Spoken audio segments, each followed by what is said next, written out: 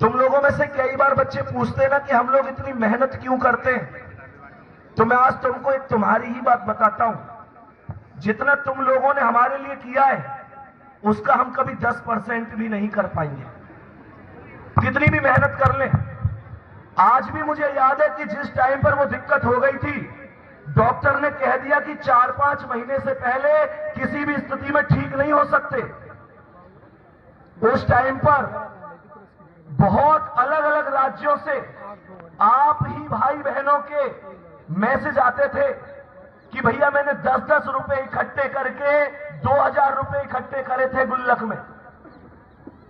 आपकी बीमारी के बारे में पता चला तो उसे फोड़ दिया और मंदिर में प्रसाद चढ़ा के आया हूं कि तुम जल्दी से ठीक हो जाए। ये मैं भी जानता हूं कि स्टूडेंट लाइफ में 10-10 रुपए की व्यवस्था व्यक्ति कैसे करता है। मैं तुमसे पूछना चाहता हूं, तुमने हमको कभी देखा नहीं, केवल YouTube पर ऑनलाइन देखा, फिर भी तुमको इतना लगाव हो गया कि तुमने जिस उम्मीद से, जिस विश्वास से, जिस काम के लिए भी वो रुपए जोड़े होंगे, तो सच बताना, अपनी ख्वाहिशों को मारकर किसी के नाम का प्रसाद बांट देना, ये एक सगे भाई जैसा प्यार नहीं है तो क्या है? ये टीचर और स्टूडेंट का रिलेशन है ही नहीं। और मेरे प्यारे दोस्त, उस समय पर मुझे आज भी याद है, इसमें एक दिक्कत होती है कि इसमें अगर बोतल लगवा देना तो ये बीमारी ठीक नहीं होती। तो उस टाइम पर बड़े भैया राहुल तेवतिया सर और अक्की जो आपके बीच में यहां पर खड़े हुए, अक्की हाथ उठाना एक बार, ये दोनों मुझे उस टाइम पर हॉस्पिटल लेके गए कि किसी भी कीमत पर बोतल नहीं लगने देंगे, और जो देसी दवा वगैरह होती है उनका इलाज कराया। इनके प्यार से और आप लोगों के आशीर्वाद रूपी जो तुम लोगों का इतना प्यार और सहयोग रहा, उससे मात्र 15 दिन में मैं दोबारा 12 घंटे की क्लास लेने के लिए खड़ा। सर, डॉक्टर ने उस टाइम पर कहा कि बहुत मरीज आए, 4 महीने 5 महीने से पहले कभी कोई ठीक नहीं हुआ, लेकिन तुम 15 दिन में कैसे ठीक हो गए? मैंने कहा डॉक्टर साहब, तुम्हारी दवा एक तरफ और उनकी दुआ एक तरफ, आप लोग हमारे लिए हैं। मेरे प्यारे दोस्त, मेरा परिवार, मैंने तुम्हें अपना संघर्ष बताया।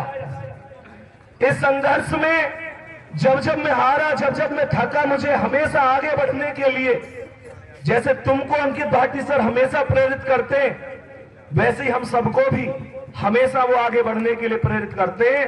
और मैं गर्व के साथ कह सकता हूं, मैं विश्वास के साथ कह सकता हूं कि नेतृत्व करने वाले बहुत लोग होते होंगे, लेकिन उनके जैसा शायद ही कोई होगा, शायद ही कोई होगा।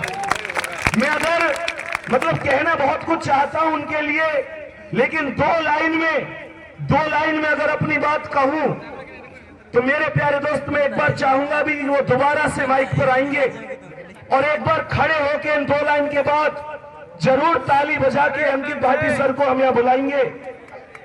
मैं बस 2 लाइन के माध्यम से उनके लिए इतना कहूंगा कि हम कभी भी उतार नहीं सकते, हम कभी भी उतार नहीं सकते, ऐसा कर्जा है आपका। ज्यादा कुछ तो नहीं कहूंगा गुरुजी, पर हमारी जिंदगी में भगवान का दर्जा है आपका।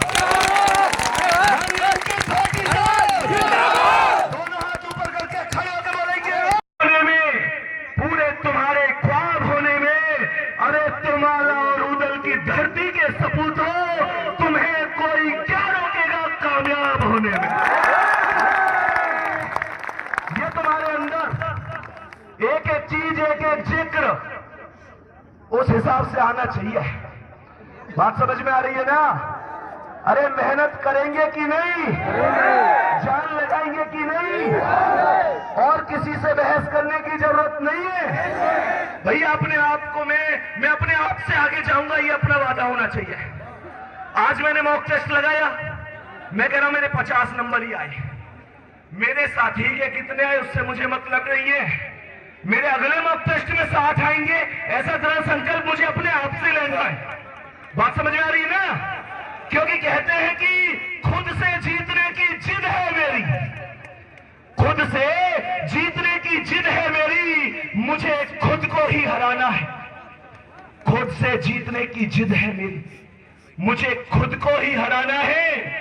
और मैं भील नहीं हूं इस दुनिया का, मेरे अंदर खुद एक जमाना है, खुद एक जमाना है। ये अगर आत्मविश्वास है तो दुनिया की कोई ताकत आपको रोक नहीं सकती। हाँ, मैं मानता हूं कि अभी घर के हालात, जिम्मेदारियां, बहुत सारी चीजें हैं जिनकी वजह से कभी कभी मन करता होगा कि यार अब कर नहीं पाऊंगा। तो एक बात बताऊं, वो मां जब जब मंदिर जाती होगी ना, जब जब सुबह शाम दीपक जलाती होगी, तो केवल एक ही बात भगवान के आगे झोली फैलाकर मांगती होगी कि वो तुम्हें जल्दी से कामयाब कर दे। गलत कह रहा हूं मैं? उस मां के लिए जो बचपन में शायद छिपकली से डर जाती थी, आज तुम्हारी खातिर इस दुनिया के मगरमच्छों से लड़ जाती है। उस मां के लिए जो घर में सबसे बाद में सोती है और सुबह सबसे पहले उठती है, घुटनों में दर्द रहता है पर तुमसे कभी शिकायत नहीं करती। तुम पढ़ने बैठ जाते हो तो कभी कोई काम नहीं बताती। उसके लिए जीतना होगा। और इस बात को 4 लाइनों में कह रहा हूं, अगर अच्छी लगे तो जबरदस्त तालियां बजनी चाहिए। और वो लाइन है कि जिम्मेदारी की राह पर वक्त ने खड़ा कर दिया मुझको। जिम्मेदारी की राह पर वक्त ने खड़ा कर दिया मुझको। सफर आसान नहीं होगा, ये जिंदगी ने भी कह दिया मुझको। जिम्मेदारी की राह पर वक्त ने खड़ा कर दिया मुझको।